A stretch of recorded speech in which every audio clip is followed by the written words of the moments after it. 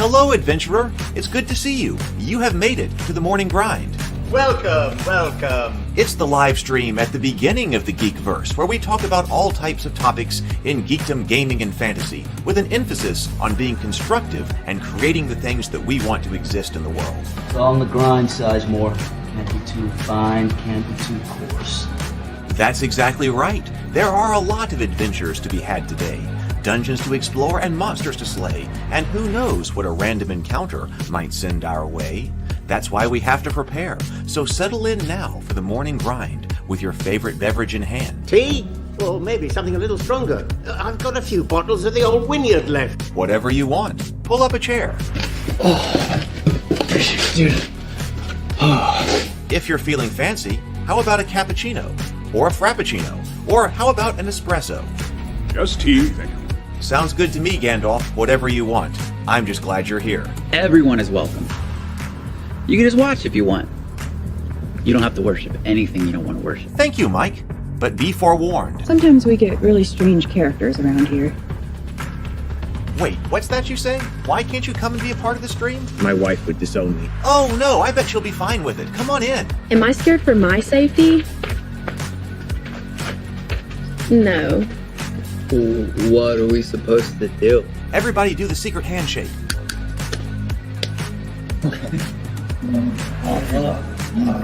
Secret cultist handshake. Oh, now do wizards who love each other. This, my friend, is a science. I still don't have gifts, but it's fine. It's all on the grind, son. Can't be too fine, can't be too coarse. Dude, this would be a sick place to bring the band. Indeed it would be, Dave. It really would. I'm seeing more people coming in. Welcome. Glad to have you here. Oh, look, here's someone new. Is this the cultist meetup? Yes it is. Come to hang out? Please accept me. I have nothing else. Okay, we accept you. Everyone's welcome here. Brought some snacks. Well, that makes things even better. You want some coffee? I don't drink coffee. You sure? It's cultist coffee. What makes it cultist coffee? I'm a cultist and I'm drinking it. Oh. Then I'll have some. What exactly is going on here? I'm seeing more people coming in. Welcome. It's so great to have you. Oh, and look, here comes another stranger. Can we help you? Yes, fellow cultists. I could really use some food. Oh yeah? Welcome. We have donuts. Oh, it's me. I'm glad I'm here. I'm sure you have a few questions for me, though. What's your name? Who do you work for? What god do you worship? Great questions, Rob. I'm Steve King, and I worship Nyarlathotep. No, not really. I'm just Heath, and I won't be worshiping anything this morning. But I will be your host. Welcome to the office. We're going to have a great time. I've got my coffee ready, because now it's time for the morning grind. If you could become a fish, that would be amazing. Then I could command you with my mental fish powers. Good morning, everyone. Welcome to the office. Welcome to the morning grind. You know what? I'm going to do an unboxing today, and I'm getting just fed up with clutter around here, and so I thought this would be a good time to say, you know, what I'm going to have to do is all gets just thrown in a box. And then we start over because there's just too much going on around here. It'll be better if if things get decluttered. Decluttering, that's going to become a priority. How is everybody? Oh, this camera is messed up. I've got for us today this box right here. Anybody have this box? Glantri, the Kingdom of Magic. Anybody have this box? We played out of it. I thought it would be a good time to take a look at it. This could also be a fun one to do as an RPG night for dinner and a board game. Talked about doing the AD&D box set, AD&D intro box set. Could also do Glantri. All right, so that's going over here. We'll see how much, what else has got to be moved out of the way. When we add in the auxiliary camera,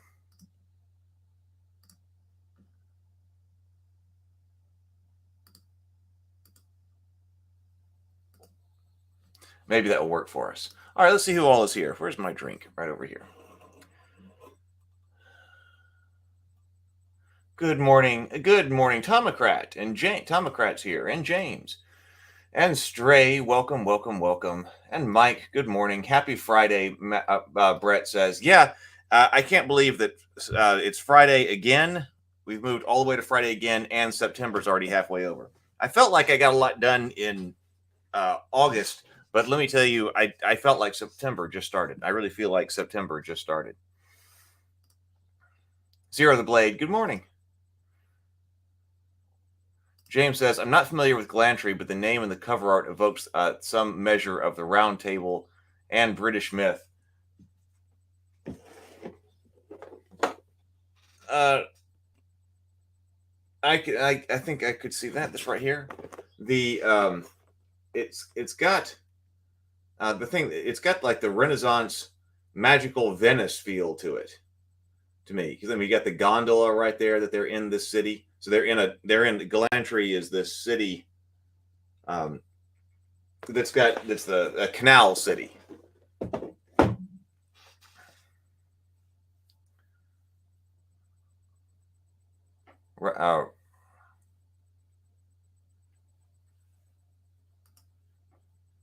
Rob always has great questions.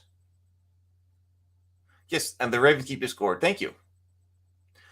All right, so let's go ahead and breathe and sip. Let's breathe and sip.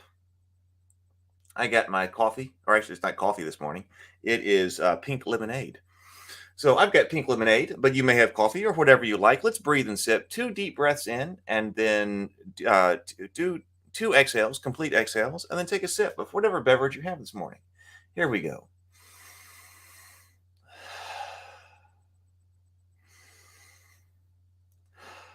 And sip.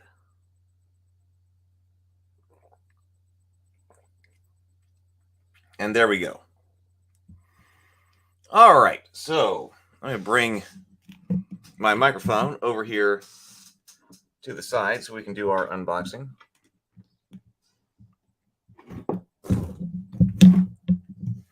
There we go. And this camera. And the auxiliary camera.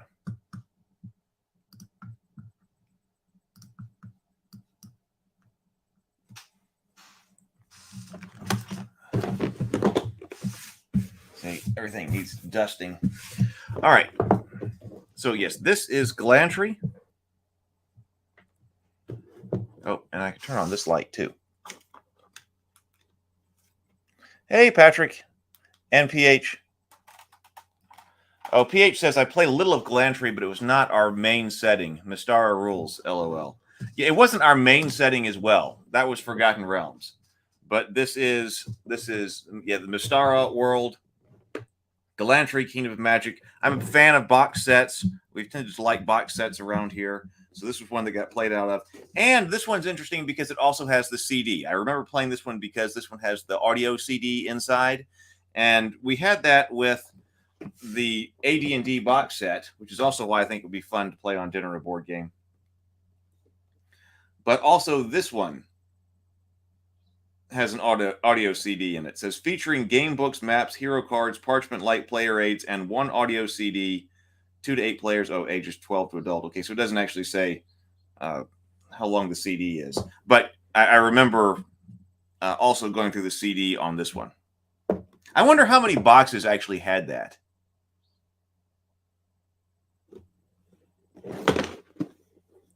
How many different CD boxes they made.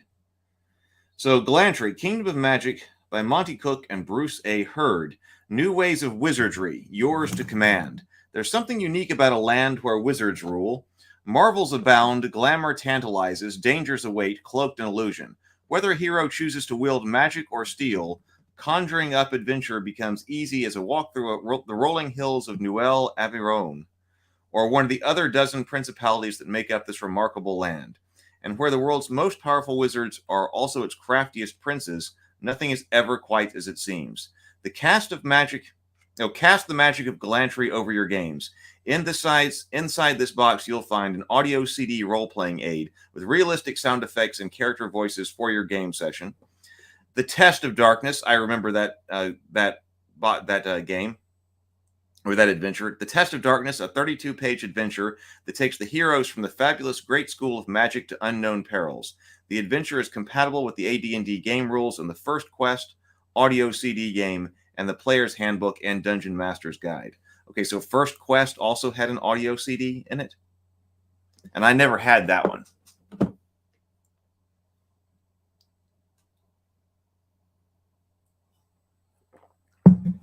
Might look to see if we can find it. The 128-page grimoire, your visitor's guide to the sorcerer's land, featuring beautiful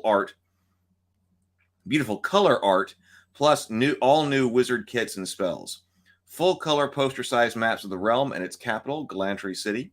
10 player handouts, including adventure maps, illustrations, and props. 6 sheets of additional mini adventures for the game master. I always liked the mini adventures. I remember that. I think that Forgotten Realms also had that, like the 1-page mini adventures. 8 full-color hero cards. A trip to Glantri opens doors and works wonders like the enchanting canals of the capital city, the 7 secret crafts of magic, a mysterious forest known as the Radiance, and lands where werewolves can be one's neighbors and rulers. All right, so that's what this is. Glantri, Kingdom of Magic. Here we go. It does still have the CD in it. Hopefully this can be found online, because I don't really have a way to play this. But hopefully this has already been ripped and put on YouTube or elsewhere. Oh, this does say, look at the other TSR interactive audio CD game products at book, game, and hobby stores everywhere. So Introduction to the Advanced, there were more than I remember. Introduction to the Advanced Dungeons & Dragons game. We've got that one. Karamakos, Kingdom of Adventure campaign setting. Mystara, the Night of the Vampire adventure. Mystara, Hail the Heroes adventure. AD&D Red Steel campaign expansion. Terror Tracks, Track of the Werewolf CD quest adventure. Terror Tracks, Track of the Vampire CD quest adventure. Track of the Vampire? Track of the Werewolf and Track of the Vampire. Okay, well, most of those I've never heard of.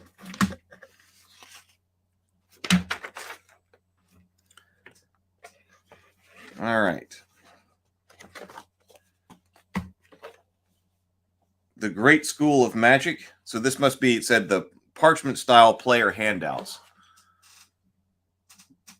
Yes, PH asks, Glantri is ruled by magocracy, isn't it? Yes, so Glantri is a magocracy.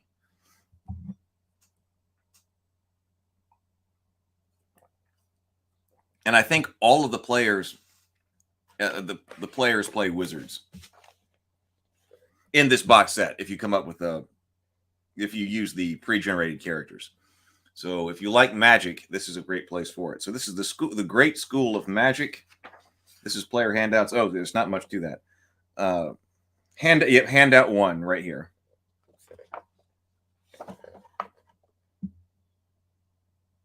The Great School of Magic. The Red Drake Tavern.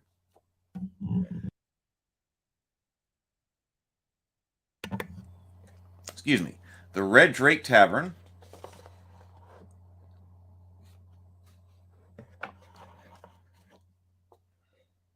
This must be upstairs, the inn room. It does say up to sleeping rooms up there. And then here we've got what looks like a sleeping room. So, and stairs going in that direction. Handout 3. Out of the Darkness. Handout. Let me try and raise this a little bit.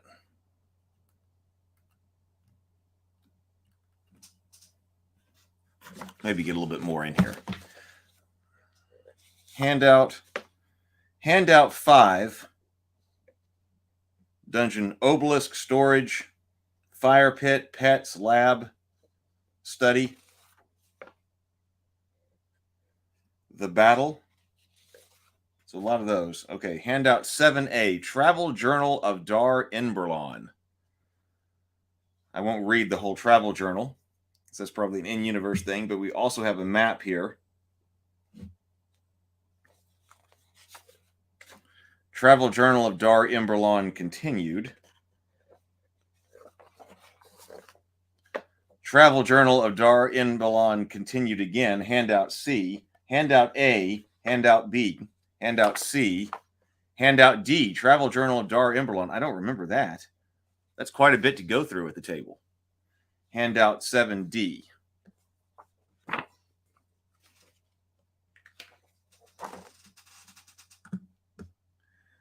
James says, I love handouts. I do too.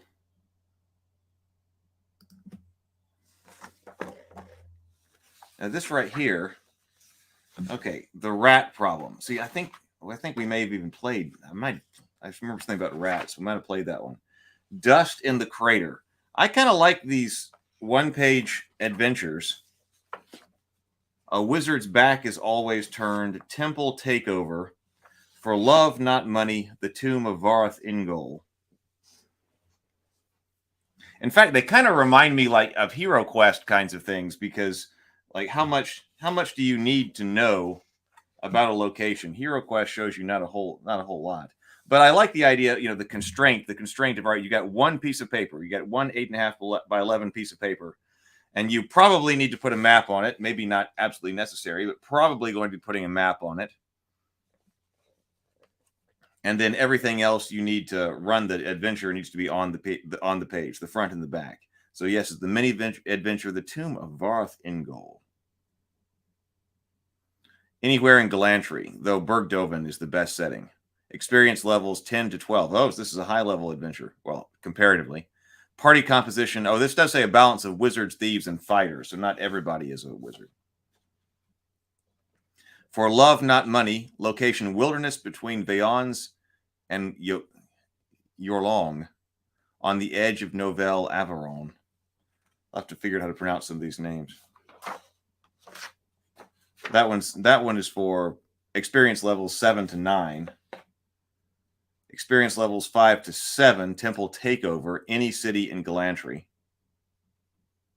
Yeah, I forget that Glantri is the name of the whole kingdom.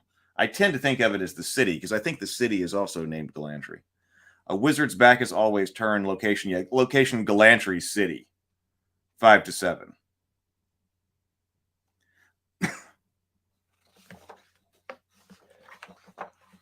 Dust of the Crater, the Great Crater in New Coland, 4 to 6. Even Rat Problem. These are higher level stuff.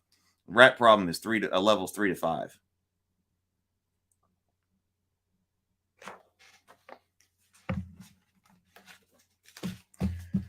I remember these. So here are our characters.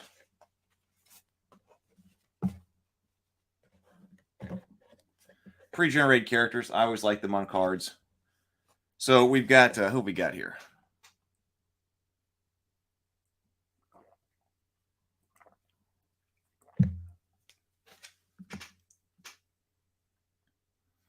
Dungeon Master. Oh,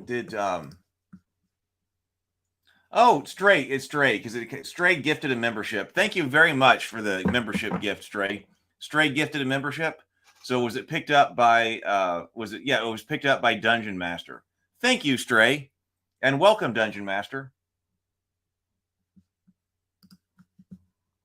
Dungeon Master says, "Man, this takes me back when the products were high quality."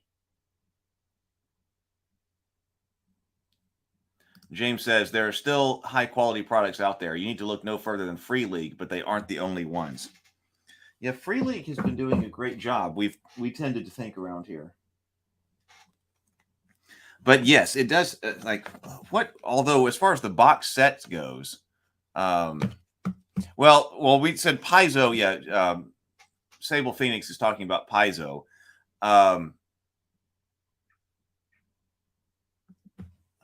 But what great box set do I have from the current day? What box set? Now, we've talked about the Paizo Pathfinder starter set. So that's what my mind thinks about. But as far as like a campaign setting or an adventure,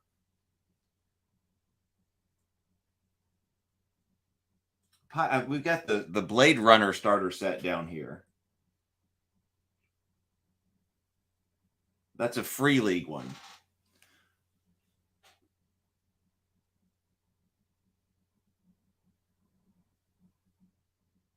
Well, okay. So the Warhammer Fantasy role playing had a box set in it, but I still also think there is some kind of element that I'm missing here. That I want to be able to put together box sets, a good box set like this in the spirit of this, which I think is what Dungeon Master is talking about. Because it does seem like we don't have as many like box sets for campaign settings or adventures that with all kinds of material in it like we used to. Now, maybe somebody else will come up with some other examples. Sable Phoenix says Evil Hat's pretty good too. I also love the one-page adventures. Kelsey does a great job with them. Monster Ritter did have a box set, which I did not have. That's why I didn't think of it. I looked at it digitally, so I have not got the Monster Ritter box set. Sable says, I managed to grab the last Malls Ritter box set in stock off Monkey Paw Games, I think it was.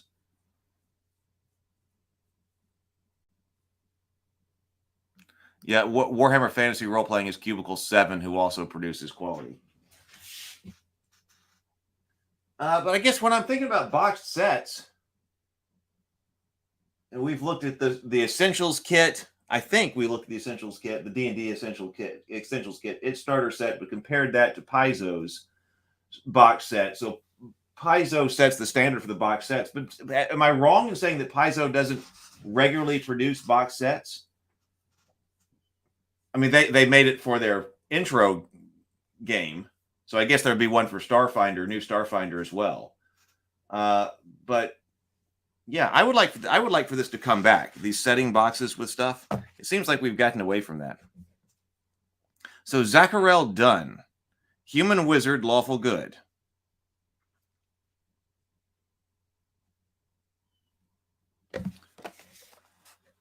As a wizard, Zacharel has magical powers but lacks physical prowess, as shown by his low hit point total. And how low are we talking here? Hit points 4. Saving throws. Spell book first level. Of course, he's got one spell. Thanos Dentergrin. Also a human wizard, neutral good. Hit points 5 because of a +1 for Constitution. As a wizard, Thanos has magical powers but little physical ability. He considers personal combat and other physical endeavors beneath him, so he avoids them when he can. Ambresh Bremir. Ambresha Bremir. Wizard, human, neutral good. Yes, very wizard focused.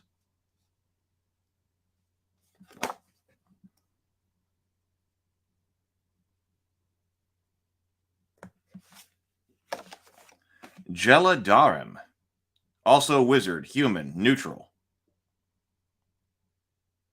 Oh, +2. She's got 6 hit points, +2 for Constitution bonus. Jella Darim. I also like I like this size for a character sheet. And you could put a lot more information on a character sheet. What is going on with my focus? There we go. And you could put a lot more on a character sheet than is put on these. These look rather sparse as far as their layout design goes. Radril Weird Lore. Oh, a fighter wizard. A fighter wizard. So we're talking about dual classing. Dual class fighter wizard. Hey, no, this is called multi-classed. So this is multi-classed. I remember there's a difference between multi-class and dual classed. A multi-classed fighter and wizard, Radriel possesses facets of both classes. However, she must divide her experience points between both classes. Thus, she gains a level in twice the time it takes other characters.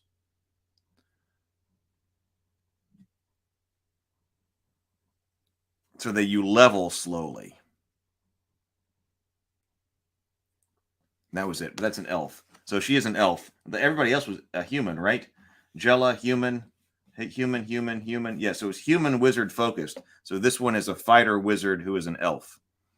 Though elves are also often dual classed or multi-classed. Omnivorous Games gets the Mouse Ritter box back in stock as they're produced, I think, but you have to be fast.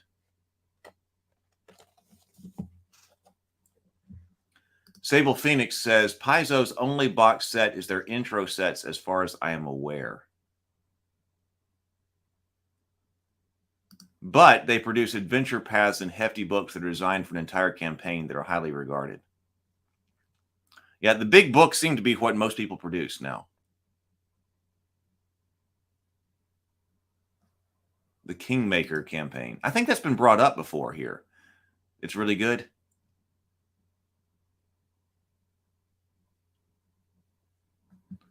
Stray says, this is awesome. It's like the first quest box. The character cards are epic. Tomocrat says the D&D Essentials kit is a good one. Having the dice is a small having the dice and a small sandbox, though Pathfinders is good. The D&D Essential kit is better than the starter set, and then they went back and made like I figured that because Pathfinder's starter set was so much better than what was inside the D&D 5th edition starter kit, they had to go back and make like the Essentials kit, and we're like, all right, we got to do better than this. So, all right. Wizard, elf fighter wizard, thief wizard. Oh, here's another elf. Again, multi-classed. We have a multi-classed elf. A thief wizard, Pedris de Gran. I think that my friend played Pedris. I remember that name. I don't remember who I played. I remember the name Pedris. I don't think I was playing a thief, so I don't think it was me. I thought it was another one of my friends.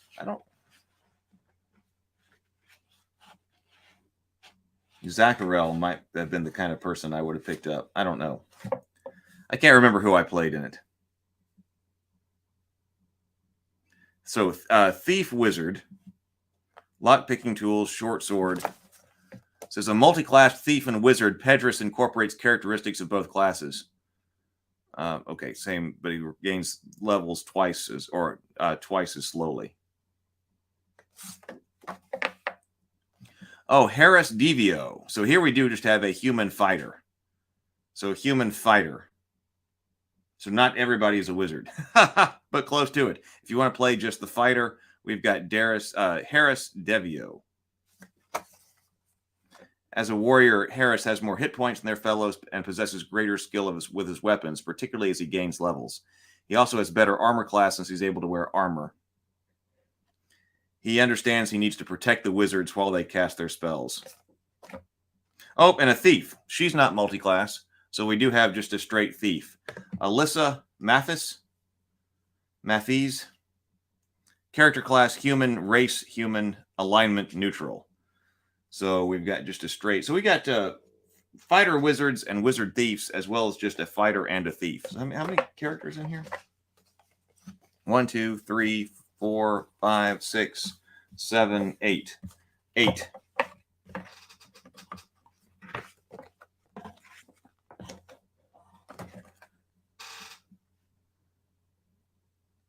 Yeah, the character names are a bit difficult. It must go with the style of the names of the places. Sable says, I'm pretty disgusted by Wizards of the Coast at this point, not just by their behavior and business plan, but because the stuff they're producing has become such of slipshod quality. Like Dungeon Master says, that's what I was referring to.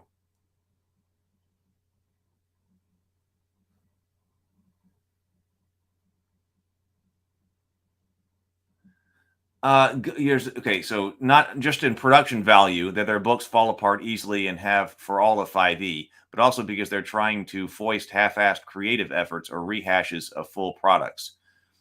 There's a massive difference in quality between the Ghosts of Saltmarsh compared to Spelljammer. And I still would like to look at some of the original Spelljammer stuff. And also, I don't have Ghosts of Saltmarsh, but that one has come up before, and I've thought about trying to find it. Their early 5e stuff was far better. I remember... I played a fair amount of 5e.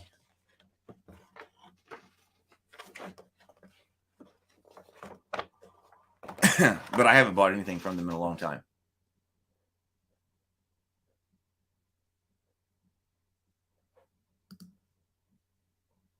Ghosts of Saltmarsh is one of the best 5e supplement books, in my opinion. So we got the Principalities of Glantri. This kind of looks like an overland map of the style that I think that was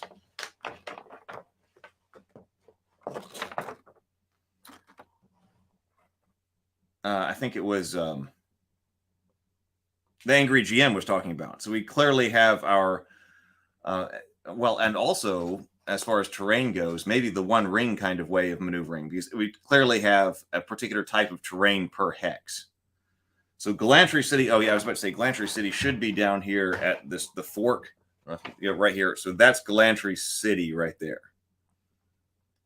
It's at the fork at the joinder of these streams or these rivers here, and then, like I said, it's a canal city. Clear land, grassland, hills, but with forest, mountains, volcanoes. Glantri has 3 active ones, occasionally belch forth clouds of smoke and ash that settle across the land. Broken or barren lands, plateau or cliff. The Badlands, that's what this is up here, the Badlands. We've got waterways, rivers, rapids, and waterfalls. Pathways, trails, and mountain passes. Castles, towers, and keeps. Capital cities, or the capital city, towns, village, camps, ruins. Hex-based map is a good thing.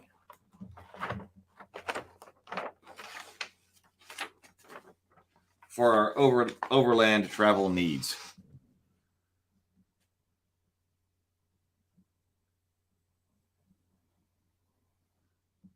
How can you go on and have Spelljammer without nautical rules?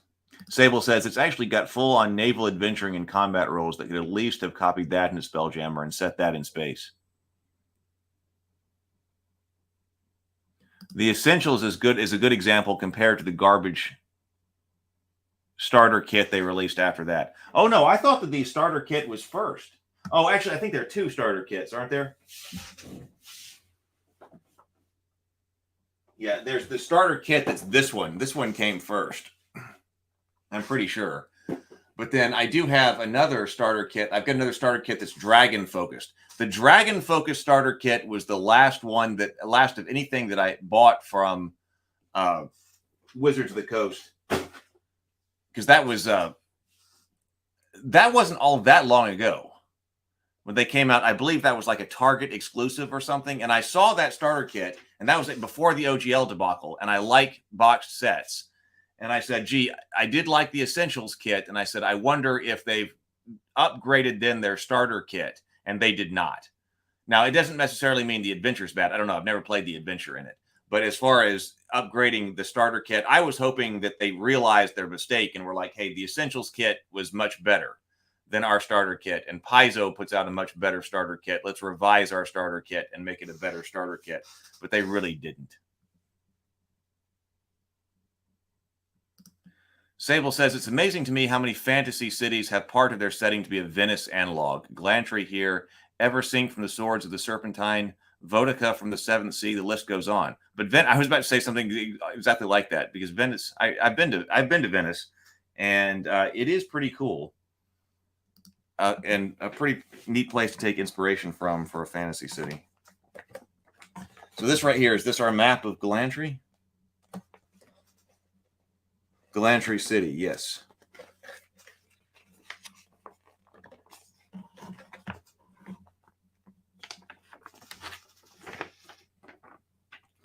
I like the poster size maps. The Tower of Size. So as you can see the. Oh, I just nearly tumped that lemonade over.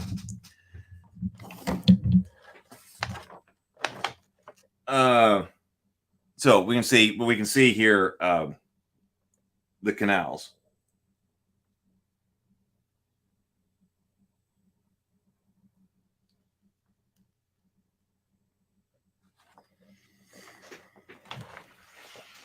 All right.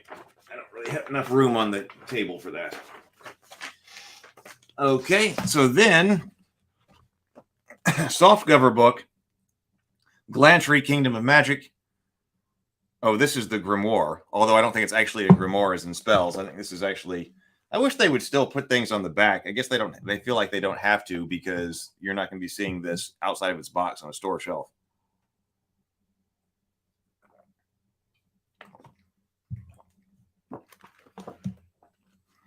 But I think this is about Glantri. And look at that. Though Prince Brannet McGregor is known to be cruel, suspicious, and selfish, his most pronounced personality trait is unconcern. For his family, his principality, even for himself. After all, his use of the radiance has stripped away his very humanity, and he can't be troubled to care.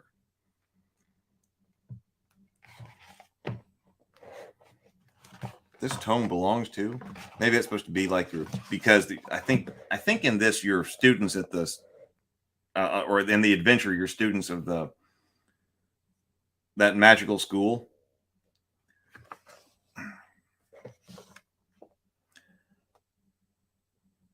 So I think this is the about. We'll take a look at this book here in a moment. Let's go here. So back here. Oh, so there's only this. Okay, so this is the Test of Darkness. I guess I would be looking for a little bit more than this. But that's all the adventure is. So it's 32 pages. Telling you what track to go to on the CD.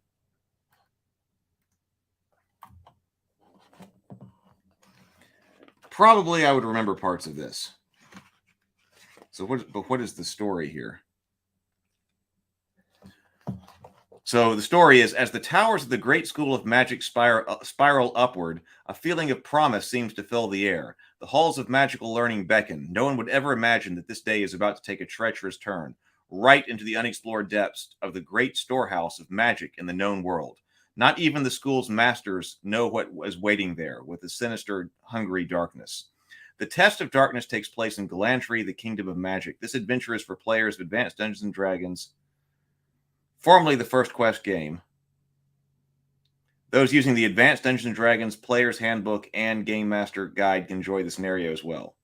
Due to the highly powerful, magical and powerful nature of the Glantri Kingdom of Magic setting, players at the introduction to the AD&D game should graduate to the Player's Handbook and Dungeon Master's Guide once they have finished this adventure.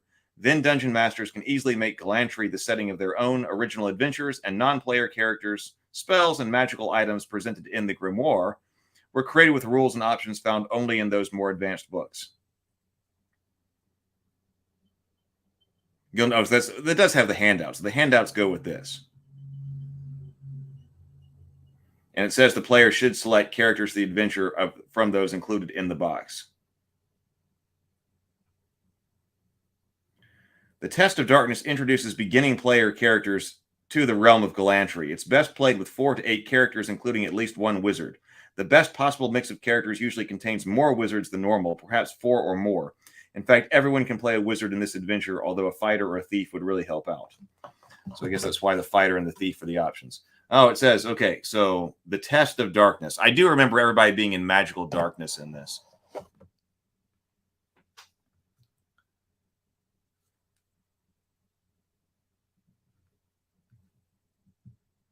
Well, this is pronounced Vodachi.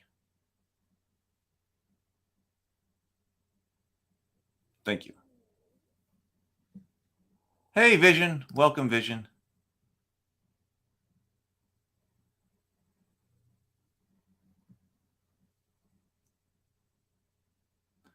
And TSL Frontman. Good morning, TSL Frontman. So I do think you do spend a lot of time in magic darkness in this one. That's probably what they're doing here. The Wizard Wardens beneath Glantri City's Great School of Magic gives characters every reason to be afraid of the dark. Battling traps laid by long-ago wizards becomes a new kind of challenge, thanks to the magical darkness that neither spell nor flame can penetrate. There we go. Operating blind, characters must use their other senses and their wits to find an escape before a secret enemy finds them. The Test of Darkness provides a new challenge to players, too, as the sounds of the perilous Wizard Wardens come alive on the audio compact disc included with this adventure. And then Dungeon and Dragon magazine. Okay, let's see what's inside this.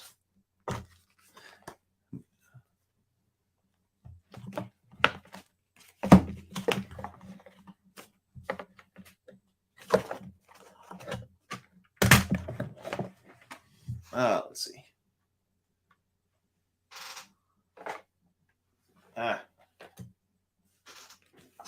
Okay, Glantri, the Kingdom of Magic.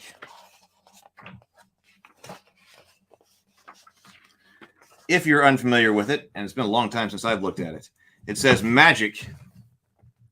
In many realms, the world conjures up mysterious images of unfathomable power and supernatural works. Magic is a fearsome force beyond the ken of most mortals. Only a brave and talented few can master even a small amount of unpredictable power. Not so in the realm of Glantri. In the mist-covered hills north of the hazardous Broken Lands, wilders of magic abound. The princes of Glantri, wizards all, command powers both mundane and magical. They orchestrate their courtly intrigues using potent spells and dangerous artifacts. Strange magical energies permeate the countryside, emanating from the land itself. Some know this mysterious energy, the radiance, exists. I've heard about the radiance before. A strange energy in the countryside, but only a few can tap into its great power, and most remain unaware of its presence. Glantrians revel in their wizardly ways. All the laws and customs favor spellcasters. In fact, those who remain resistant to magic, such as dwarves, find themselves mistrusted and often persecuted. Though the immortals of the land keep a watchful eye on the prince's lordly games, the noble wizards scoff at divine power. In this land where magic is the only religion, locals consider clerics little better than criminals. You know, I might have been a cleric in this for some reason. I think I remember that. Or maybe I thought about bringing in a cleric from another campaign or something, but and didn't. I can't remember.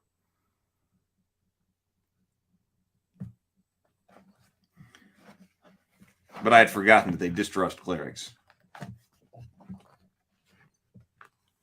Myriads of monsters call Glantri home, creatures to wake up the world's fears and populate nightmares. Vampires stalk the moonlit streets of a quiet village. Werewolves prowl dark mountain passes. A still deep horror is those monsters sometimes live alongside other Glantrians, visiting the same markets and mastering the same spells that lead to the pinnacle of power. Even a mere kobold can embrace the magic of the land to become a prince of his own beastly domain. You see, in Glantri, one's race does not determine status or favor. Neither does one's family or alignment. Magic is all that matters.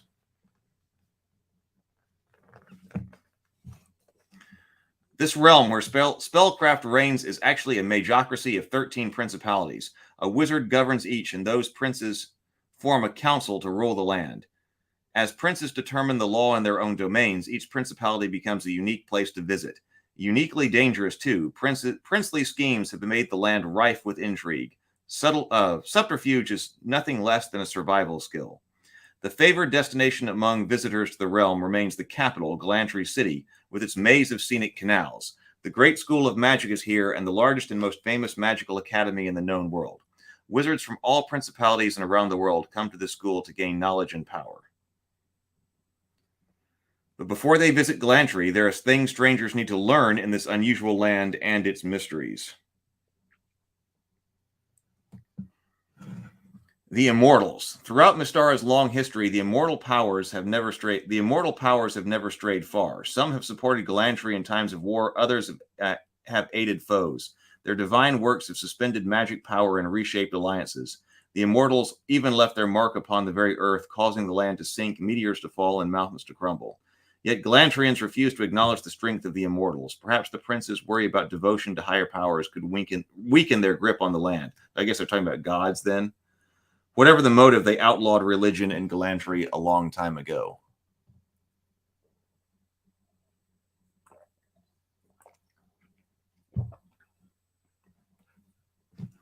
So one act the Immortals none can deny or ignore. Their launch of a meteor at the Broken Lands, the area separating Glantri from the Republic of Darokin to the south, devastated the region and created the Great Crater, also called the Great Darokin Crater. In the wake of this wartime disaster less than a decade ago, humanoid monsters began settling the area, using the resulting turmoil to cover their massive attack against southern principalities and even humanoid bands of Broken Lands. And now under the command of a spell-casting kobold, the Great Crater has become its own principality. However, humans beware. The kobold prince has no desire to reveal the secrets of the monstrous domain. Oh, what is the radiance? So no force in Glantri, the one force that makes Glantri a land like no other is the mystery no one has completely unraveled. That of the magic energy radiating from beneath Glantri City. Indeed, from beneath the great school of magic. Early on, the presence of the radiance drew otherworldly settlers to this land, and they learned to manipulate this force as immortals did. As centuries passed, new immigrants arrived on their magical shores.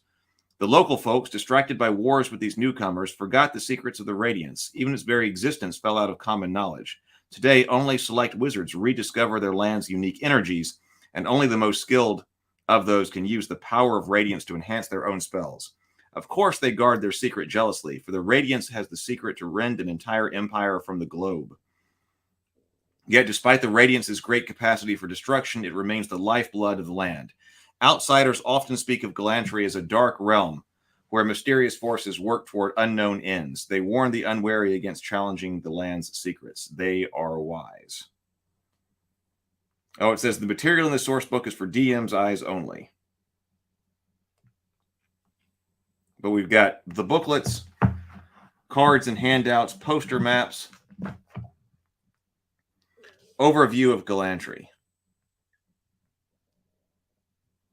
The magocracy of Glantri seems a bastion of peace and civilization, once you get past all the cataclysms, rebellions, wars, plagues, and invasions, that is. Oh, Darrowkin, I was about to say, who's been playing in this and knows what we're talking about. So the Darrowkin was my turf.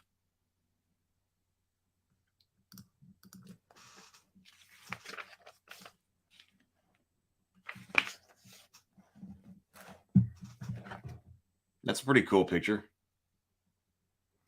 Athatian Commander Hal Zun Thram quells before victorious General Alexander Glantri. Quells before victorious Alexander Glantri following a surprise attack. Glantri held him captive in the Tower of Sighs for years before allowing the disgraced commander to return to his home country in shame. So is Glantri a person? Let's see. Let's take a look at the Glantri timeline.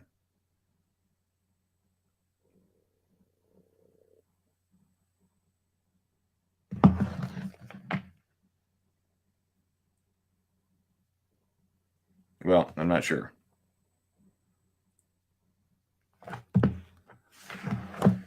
Immortal influence.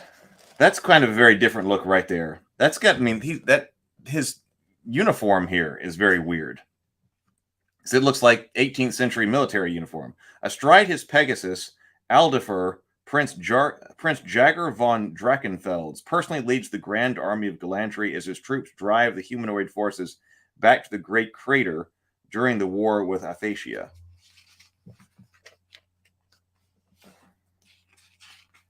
Glantri currency, social structure. Were there other... Was Glantri developed through fiction? I know that we've got like, the Dragonlance and all of that. But was there fiction that was done in Mystara?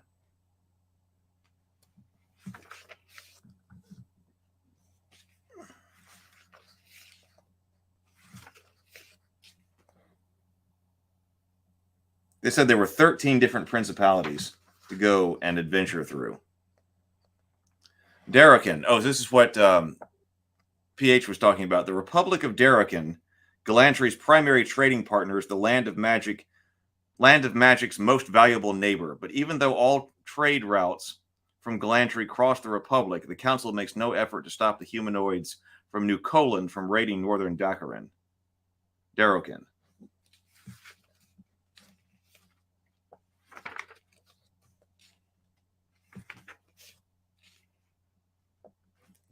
Rapiers and sabers. In Glantri, specifically the principalities of Belcadiz and Erewhon, the weapons of choice are the rapier and the saber.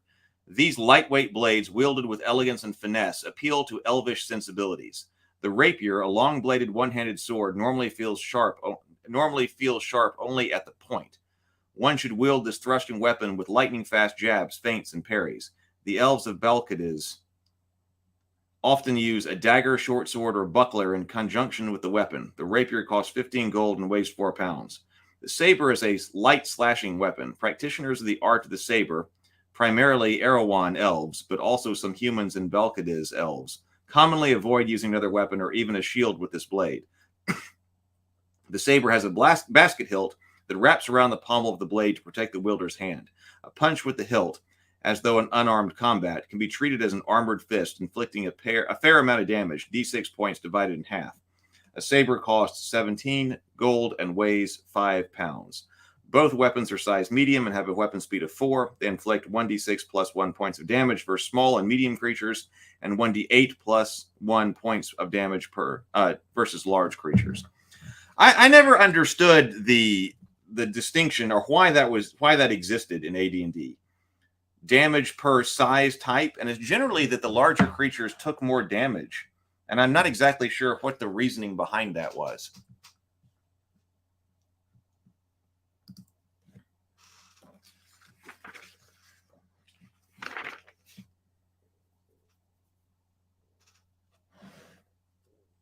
There's the Principality of Erewhon.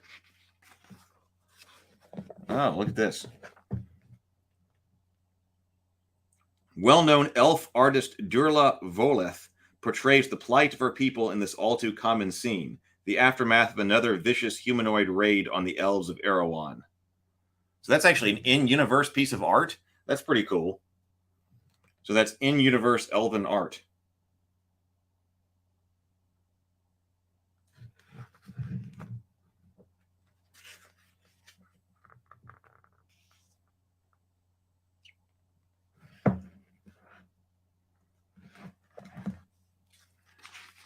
NPCs in here quite a bit.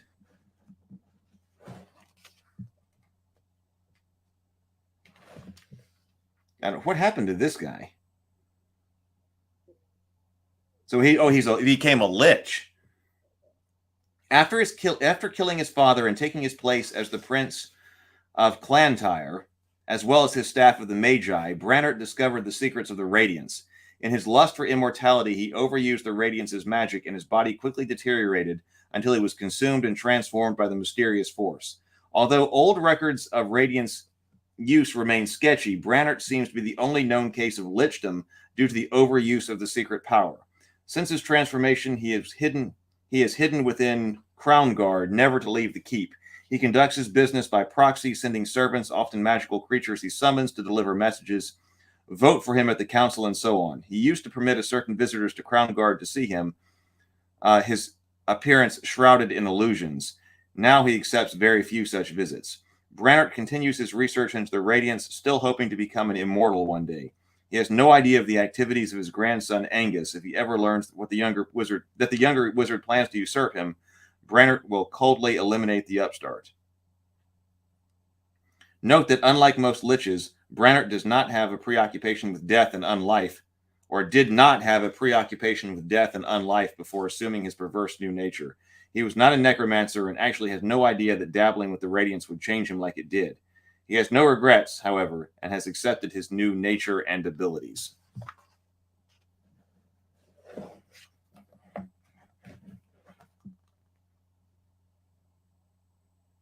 Lonely in his post at Skullhorn Pass, Sir Duncan MacGregor spends long hours despairing at his misfortunes in recent years. He had once allowed himself to hope that his followers, the Claymore, could actually overthrow Glantri's unjust magocracy. Now he merely mourns the loss of good friends and a noble dream.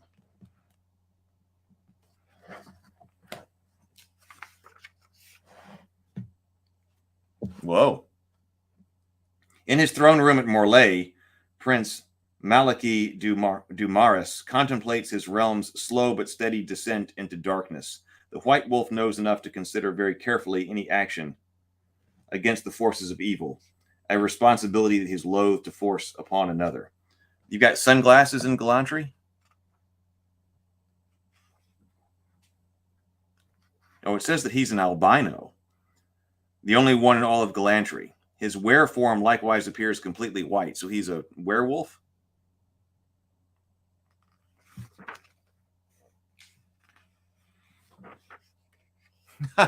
Right, yes. Sable says, I'm a lich now, no regrets. Right. No, this was AD&D, Tomocrat. This was AD&D. So this one, I mean, I suppose you could use it for that, but it was intended with AD&D. Isn't that marked someplace on this box? You would think that it would be. It's actually, that's interesting that it's actually not on the front. Oh, no, well, it does say, it's up here in the tiny stuff. Advanced Dungeons and Dragons Mystara campaign. And it does have it on the side. So Advanced Dungeons and Dragons right there.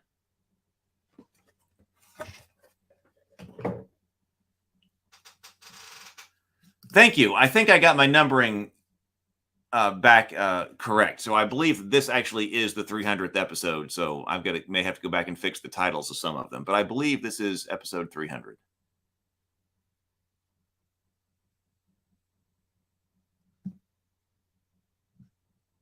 TSL Furman says, I like the commitment to lore in this book. Yeah, so we did say this was the GM's book. I would have liked to have seen another adventure. But this is a good book for understanding the world, the kingdom. So this is good. I think I would have liked to have seen it. I mean, I know I would have liked to have seen another adventure.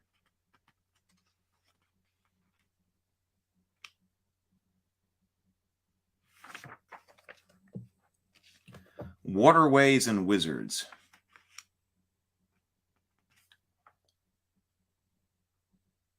Oh, yeah, it says, when a visitor overhears locals speaking of Glantri, one should not assume they're referring to the entire realm.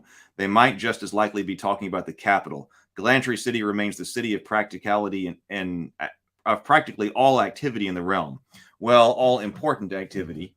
Anyway, the capital outside the province of any one prince falls under the rule of the entire council of princes.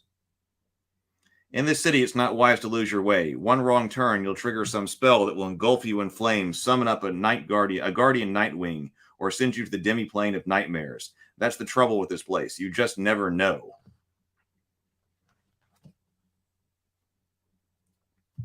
Originally called Brazier, the city was built upon the confluence of two rivers, the Iselo and the Vesubia. The Flemish settlers designed their capital to use canals as its major thoroughfares. Before the wrath of the immortals, a typical city might show gondoliers poling down canals that glittered in the sunlight. In those days, laughing passerbys would shout greetings to friends busily haggling with vendors on the water's edge. Since the war, visitors find Glantri City much different. People on the streets hurry about their business, frequently looking over their shoulders. Gondoliers silently glide their crafts along the canals, which strangely seem murkier than in days past. Buildings on the outskirts of the city, recently built, low-class residential structures, stand out on the dry riverbanks away from the canal. Although it differs from the principalities in many respects, Glantri City remains the most uniquely Glantrian place in the realm.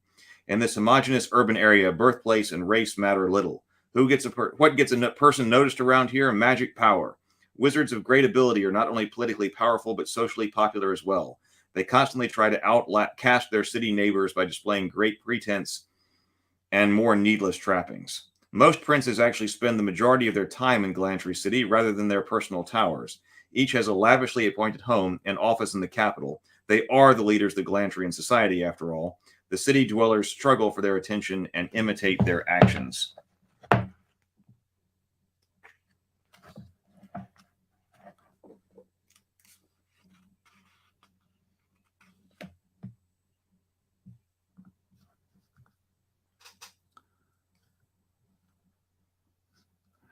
Multiverse DM says AD&D was great at lore. That edition set the foundation for the game. Hundreds of novels and adventures. Nothing else has come close. New York remains the most New Yorky place in New York. Yes. Oh, yes. No regrets. Yes. I'm a lich now. No regrets.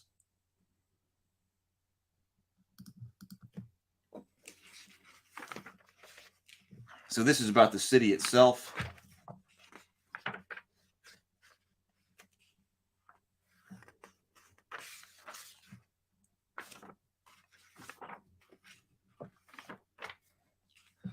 Magic. Magic is the lifeblood of Glantri. cut one of the principalities and it will bleed magic. A Glantrian can live without water, food, or air, but take away his magic and he'll be nothing, less than nothing. So we get some new spells here. This chapter introduces all new spells unique to Glantri. Most deal with manipulations of magic, either warding off spells or embracing them. Others offer magical solutions to somewhat mundane problems. In Glantri, the pervasive energy of radiance powers wizard spells, so characters need not use them only in combat or while adventuring. Notice the names of the Glantrian spells, magical items, and artifacts often sound grandiose. We've been noticing that. Even overblown compared to the magic names of other settings. Often the name of a spell or item seems more powerful than its effect. That's part of the Glantrian flair for drama. Wizards here invent spells that perform everyday actions in an attention-getting manner, and then they give the names that ring with importance. They even develop Glantrian names for established AD&D wizard spells. See the sidebar on page 84. Detect magic becomes weirding sight. Charm person becomes utter enthrallment. Identify becomes weirding touch. Light becomes banish the dark. Shield becomes protective arms of magic. Sleep becomes chains of slumber. For examples, Fireball is called Deathfire's Rapture. Fly is called On Griffin's Wings.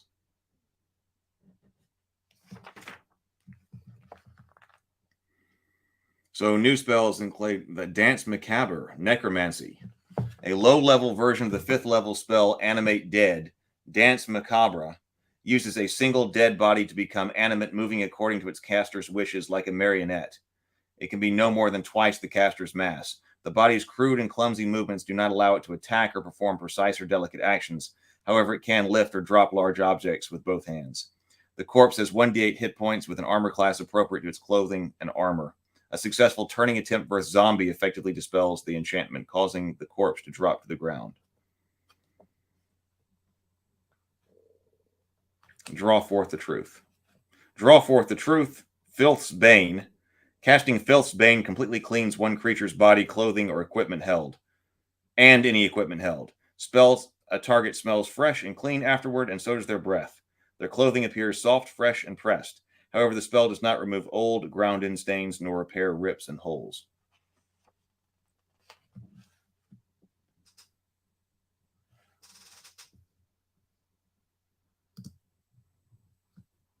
You cannot change the name of Fireball.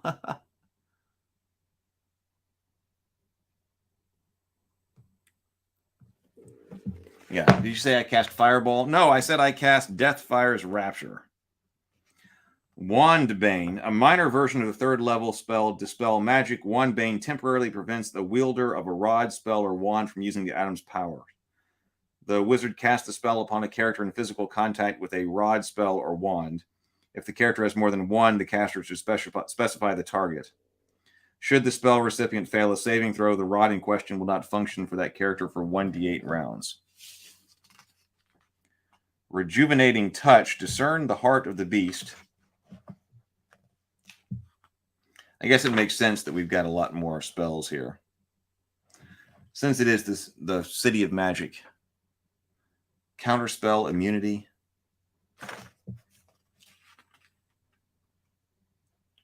Sixth level spells. A pacifist wizard, Desiree Demond, employs a defensive spell such as Guardian Mantle rather than offensive ones to protect herself and her valuable gold jewelry from these roving orc bandits.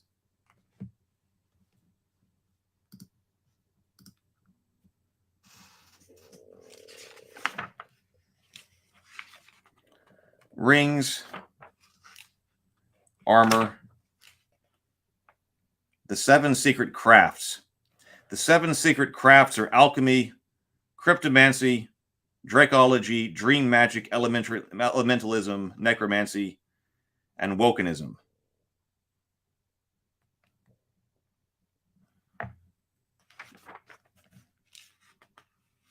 So we do have alchemy in here. It seems like a lot. We're kind of running out of time.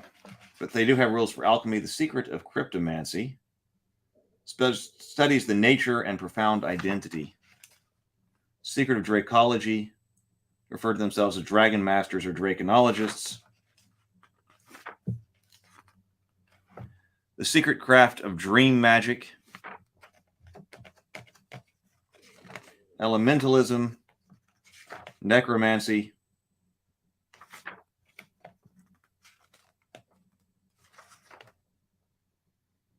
So what is wokenism? Wokenism? The sorceresses, better known to the common folk as the Wokani, wield age-old recipes and homemade magic remembered since before history. The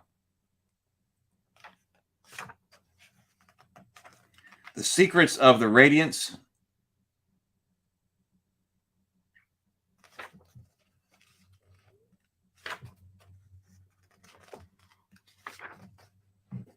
Glantrian characters.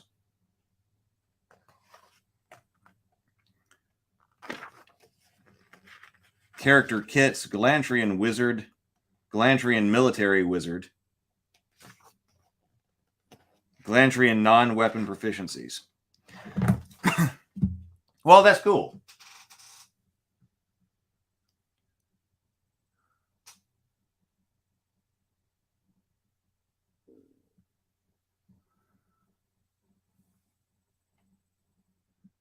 Let's see.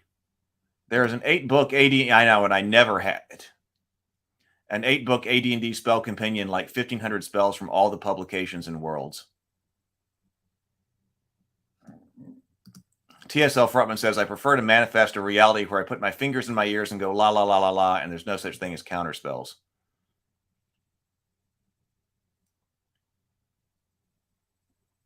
Yeah, I don't remember. Yeah, I think that's right. I don't remember ever rolling to learn spells in AD&D.